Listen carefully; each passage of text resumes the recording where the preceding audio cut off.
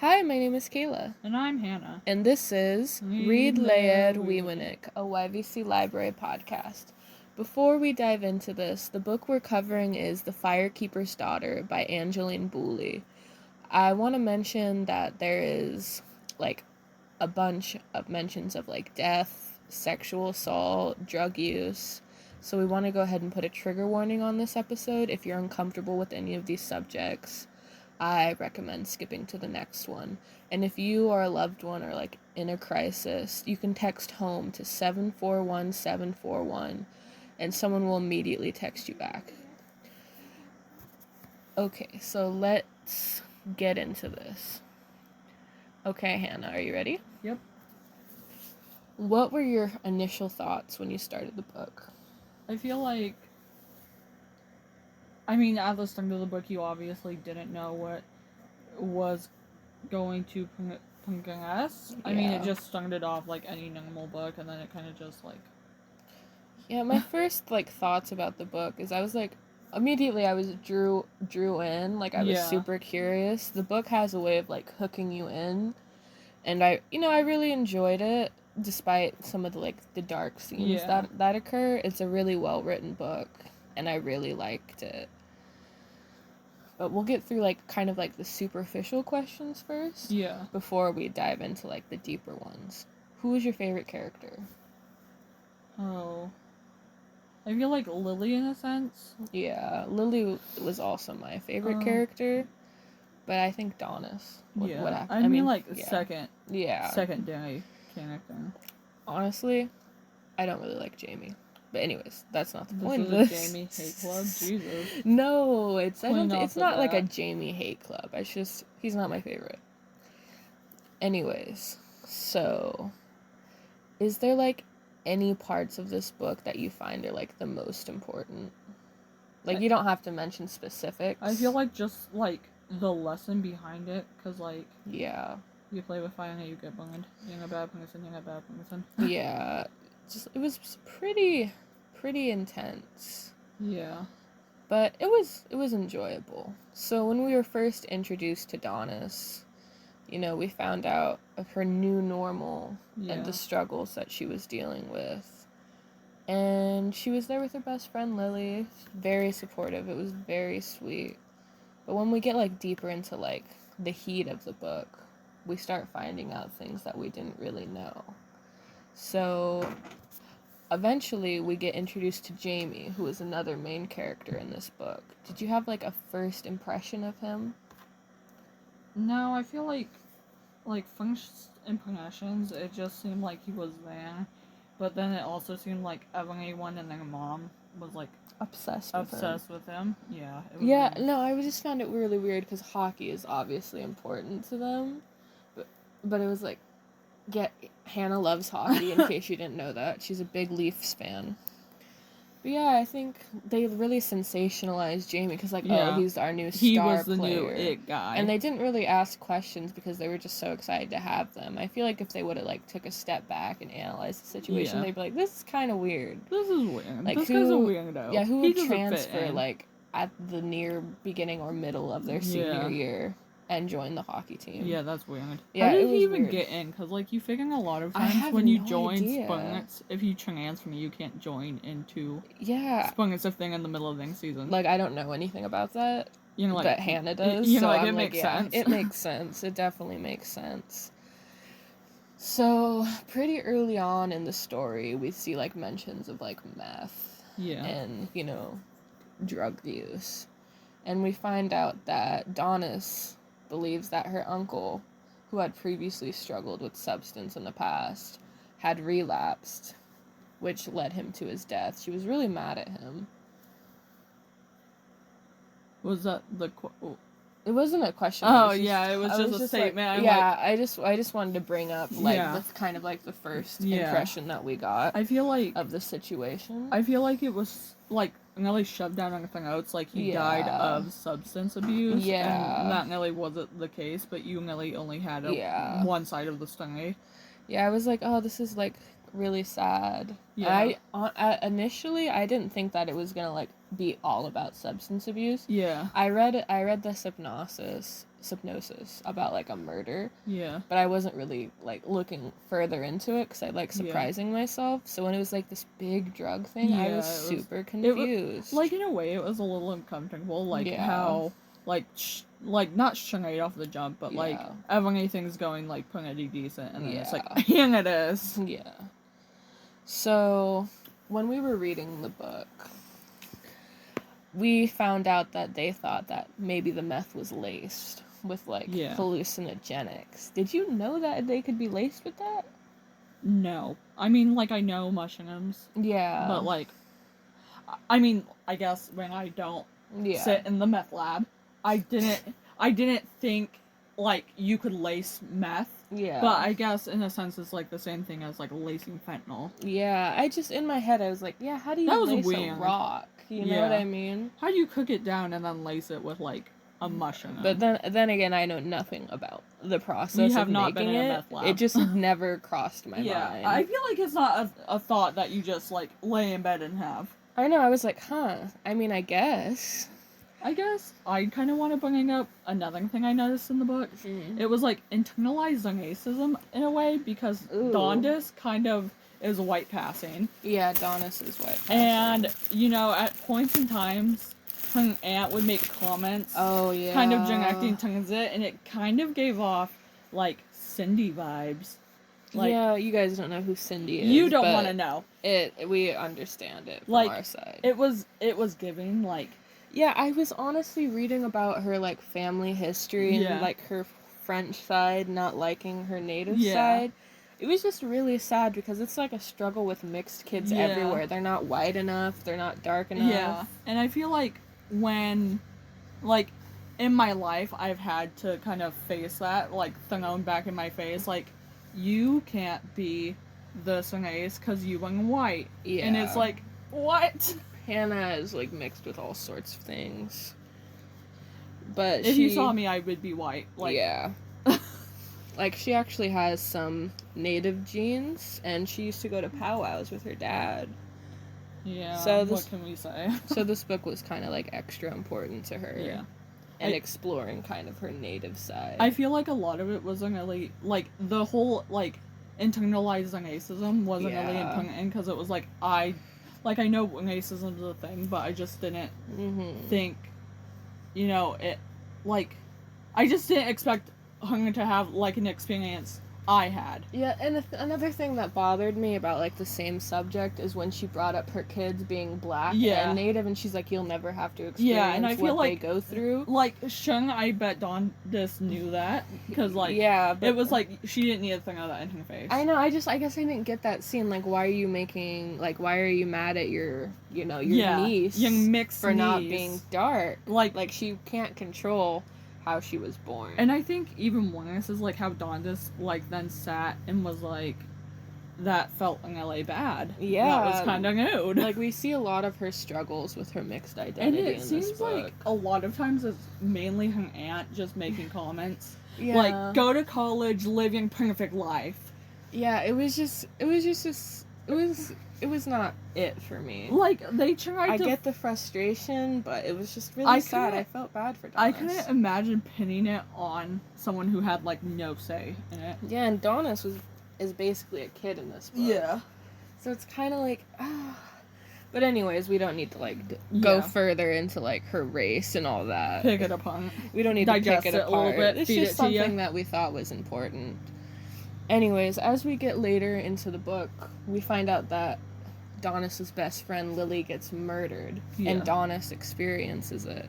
So basically, we all know that they were like at a little party thing, and Lily went off with Travis, and then the next time that Donis saw Lily, she saw her getting shot by Travis, and Travis turning the gun on himself. I think an important thing to know, is at the beginning of the book, you kind of get a glimpse of that. Yeah. Like, she mentions the same thing she says in the scene when Lily dies at the beginning of the book. So she mentions Travis, like, you know, his struggles with meth early on in the book. But I did not think that he would, like, go to that extent, because we know that he really, really loved Lily. I feel like But I think he depended on her more and didn't want to be alone. I think that was his real thing, to be honest. But how did that scene make you feel when you first read it? I feel like, okay, like, spoiling. So if you don't want to hear this, just plug in Anne's or something. Yeah. When she's texting Lily before this punity, at that point I kind of figured Lily has died and something's gonna happen to Lily. Cause like... Yeah, she stopped replying. Yeah. I thought that something bad was gonna happen to her. I didn't think that she was the one gonna get murdered. To be honest, I thought that she was just gonna, like, something bad was gonna happen and someone else was gonna die. At that point, when she wasn't texting back, I immediately was like, yeah, Lily's dead. I explained it to my mom, and she's like, yeah, Lily's dead. And I'm like, oh my god. And then when we found out that she was actually still alive and Donis had almost found dead. her, and it was like, oh my god, like, you had this false hope that Lily was gonna survive despite, like, the warning signs. Like, a little bit of me just wishes they, like, did just kill him off in Secret at Sea when it says making us live through that. Yeah, it was hard to read the scene, but I also think it was important to face the realities. Especially when you consider missing and murdered Indigenous women. It's a big issue in the U.S. and Canada. So I felt like we needed to read that raw moment to really understand the severity of the situation. At times I feel really bad because, like, if hypothetically something was to happen to me in that sense, they would look at me when I was like, oh, she's white, it needs to be taken care of, instead of, oh, she is. And that's what white privilege is all about. Like, I will be treated differently than, say, a black woman would be, especially when it comes to, like... skin tone. Yeah, doctors and stuff like that, that they treat their colored patients differently. Yeah. That whole study about, like, black people that whole study, it was just disgusting. They were medically mistreated because of the prejudice that America still has. I'm just gonna go on a limb, guys. If I ever end up missing on the murdered, don't let the cops try and figure it out. They are not smart enough to pull that off. Yeah, it's just let me live. Let me lay in peace. Yeah, it was just... I'd have Kayla solve the murdering. Yeah, I guess I could try. I'd probably try too much. That's fun, dude. But yeah, no, it's just if you want to learn more about missing and murdered Indigenous women, I would look it up. There's some pretty good resources online. You can even donate if you want to. Like, growing up, that was very much instilled in me from my dad, like, you and white passing. You will not, like, in the sense of, like, you and white, you will not have to deal with that. But, like... it was so important growing up to learn about that side of like, his culture, of unculturing. So, like, I don't know, this book kind of hit home in the sense of, like, multiple checks instead of just, like... Yeah. I obviously am just very white through and through, so I don't really share the same, like, feelings... not feelings, per se, but the experience that Hannah does. But she's learning. I'm learning. And I was really happy while reading this book to kind of learn more of, like, their traditions and what they do. And I just thought it was really beautiful. And I love how it differs from tribe to tribe. Yeah. But anyways, let's get back to the main subject after Lily's death. Like I said, I was shocked. I did not think that Travis would do that. And especially not in that manner. I think I was shocked, but then also... kind of hearing, like, the lead up to it. Yeah. It made sense. Like, the signs were there, but, like, at first glance, just experiencing that, you're not gonna think, like, oh my god, well, X, Y, and Z led up to it. Yeah, that totally. And, we know that, like, soon after Lily's death, it's kind of, Jamie reveals that he's not who he says he is. They had been hanging out through the book. Lily was like, oh, you guys should hook up and all that. But they had been hanging out. And, of course, Jamie said he was 18. He was a transfer. And all this other stuff. He... was not. He was lying. He started a relationship with her based on lies. But that's not what's important right now. Yeah. So he revealed his identity. Of course, she was shocked. And she was asked to join the investigation.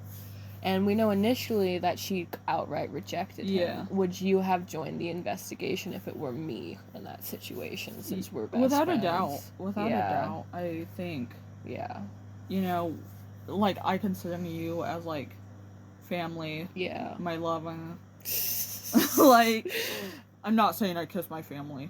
Well, then it was one time. But, like, I think without a doubt, when it's somebody you know and somebody you're close to, it's like, without a doubt, blindly, I'd join the investigation.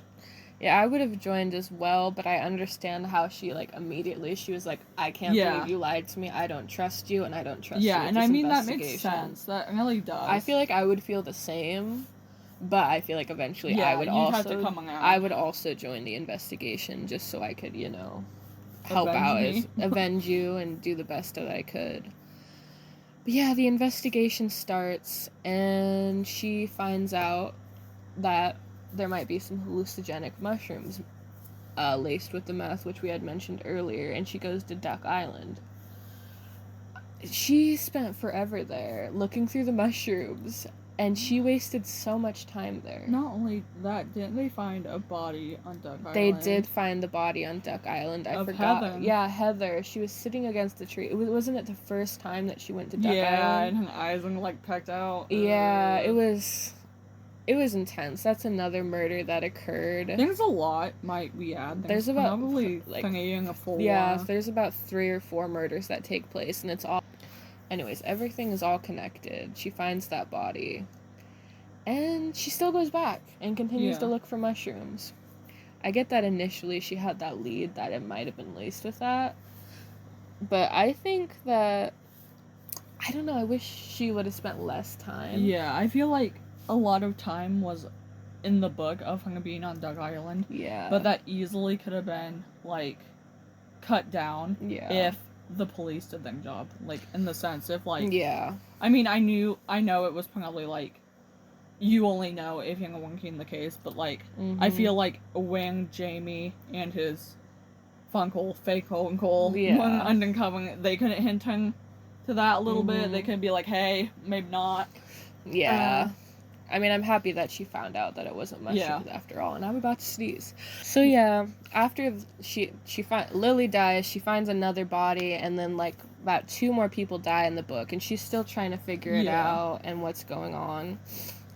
And the scenes are like very intense. There's a lot of like emotional turmoil as she's trying to like finish this investigation with someone she doesn't really trust. You know what I mean?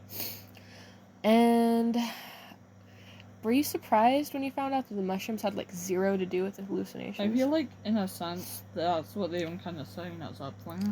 Like, they wanted to empathize on it, and then, like, when... Like, I think they were trying to build it up to be like, oh my god, the mushrooms, and then when you find it out, you're kind of like, okay, well, that was a lie. I feel lied to. I was actively curious. I was like, oh, the mushrooms are important. I wonder what kind of mushroom could produce this effect. I guess, in the sense, it's like, why... My thing was, like, I understood why they did it, but as I'm reading, I was like, why did they do all of that if it wasn't important? Yeah. Like, I feel like the mushrooms could have been touched on, but not to that extent. Yeah, I know exactly what you're talking about. So anyways, the investigation continues. Stuff is happening. It's a mess. And eventually, like, towards the end of the book, she pieces everything together. And the hallucinations that they're seeing are actually little people in their culture warning them away from the substance abuse. And I thought that was, like, really interesting. And I thought that was, like, really nice to, like, read about. Because I had no knowledge of this, of course. I'm not well-informed in indigenous culture.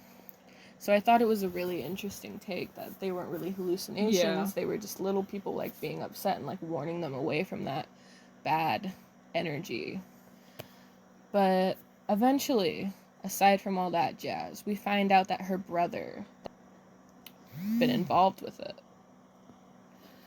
And were you surprised? I feel like when she found out all that money was in the bank account, I knew in my heart, and then he tried to play it off like it was something else. And like in my head I was like, why is he lying right now? Yeah, I'm not gonna lie.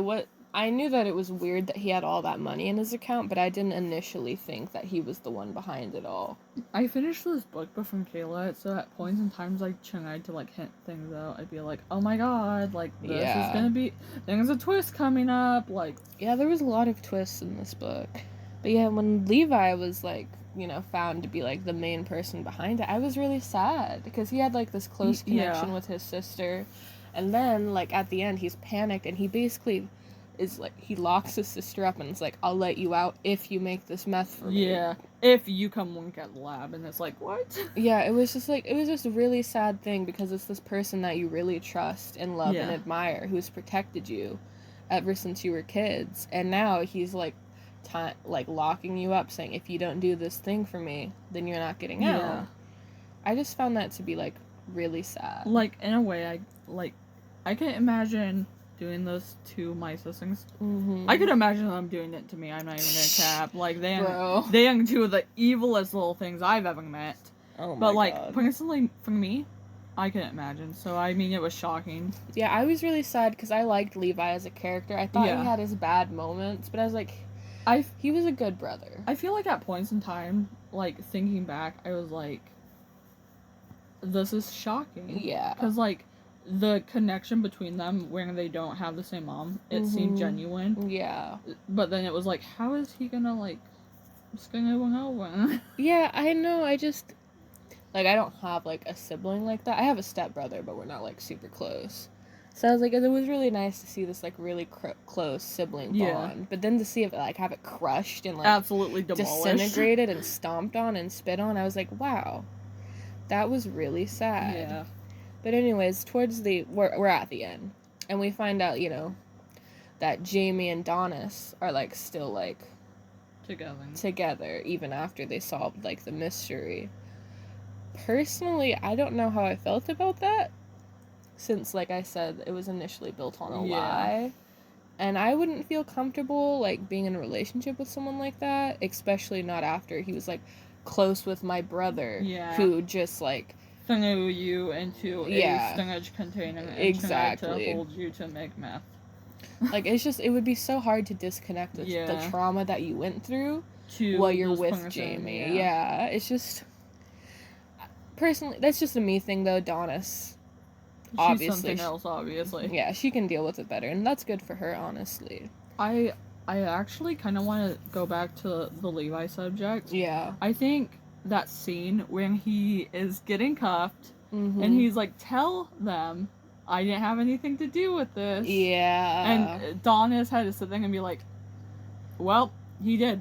He had involvement in this Tolga the boss moment. I'm sorry I hadn't mentioned that because it was like my favorite point of the book. Yeah, and it took a lot out of her to, like, you know, actually tell them that it was her brother that had done these things that led to, like, heinous crimes. Yeah. It was just really, really sad. I can imagine, yeah. I felt like the overall, like, resolution of the book, it was pretty good. Yeah. I mean, there's obviously a couple things that I would change, but that's, like, with every book. Yeah. I would have separated Jamie and Donis completely. Yeah, I feel like after what they... should have never been that ending point. Yeah, like, especially after what they were, like, both through, I felt like they would need some space to, like, digest that. I feel like they shouldn't have had an ending point, and especially when, like, how they decided to end the relationship between Jamie and Donis. It was like... yeah, it could have been axed. Well, do you think Jamie's a bad person? I don't think... I mean, the lying part, yeah. Yeah. But, like, doing the undercover and kind of get up now. Like... yeah. I get that he had to do his job, but I don't remember that he was the one that proposed that he go into this fake relationship with Donis, and for me, that was, like, an ultra red flag. My thing is, like, it could have been handled differently, and my thing is, like, how did the uncle, the funkle in the situation, how did he be like, yeah, that sounds good? Yeah, I don't know. Because, like, that's a second red flag. Like, how are you gonna explain this to someone and then be like, yeah. It's because they valued their jobs more than they valued the people that they were working with. Yeah. I think Donis says something like, you care more about this than the actual people going through it. And I feel like that was, like, pretty true in that current like era in the book. But yeah, do you have, like, an overall, like, rating for this book? Probably like a 7.5 out of 10. Yeah, I enjoyed this book, but there were some parts that were pretty hard to read since it dealt with a lot of sensitive subjects. Yeah. So I would just say a 7 out of 10. That's just based on how I felt. Yeah. But if we're talking about, like, the structure I feel and like everything... storyline and plot is, like, 8 out of 5. Yeah. I mean, not 8 8 out of 10, but, like, yeah. I agree with what you're saying about sensitive points. I mean, like, especially when we've, at some points, lived through some of these events, so it's like... But, you know, taking that out of account, the book is really well written, and I love it, and it brings a lot of light to important issues. Yeah. But anyways, we hope you like this book, enjoyed the episode, and we just have one more thing to mention. To vote. Yeah. General elections are coming up November 8th, and if you're not registered to vote, you can go to voter.votewa.gov. And you can go through this pretty simple process. All you have to do is put in your first and last name and your birthday, and it goes through the system to see if you're registered, obviously. If you're not, it then leads you to, like, a site where you can register to vote, and it's really important, especially this election, to vote. I feel like I mentioned this a lot. You do not need a state ID to vote. You can sign up to vote with a social security number. Voting is really important, so... we hope you guys, you know, take that into account and vote. Yeah. Vote for who you think should be in office and you know, just... make it like a game with your friends. Yeah, I guess you can do that. This has been, like, an extra long episode. I feel like it's been an downhill. Yeah, but... I feel like you've learned more about the two of us as podcast hosts than what we've really been willing to give you guys. Yeah, so, you know, we hope you guys enjoyed this episode, and remember, if you need help, like, mental health, there's resources everywhere. Once again, I'm going to mention you can text HOME to 741-741 if you're facing any of these struggles, and you can get some help. Always look out for your mental health. It's one of the most important things you can look out for. And we just want to say that we love you guys. We will see you soon. We will see you soon. Bye.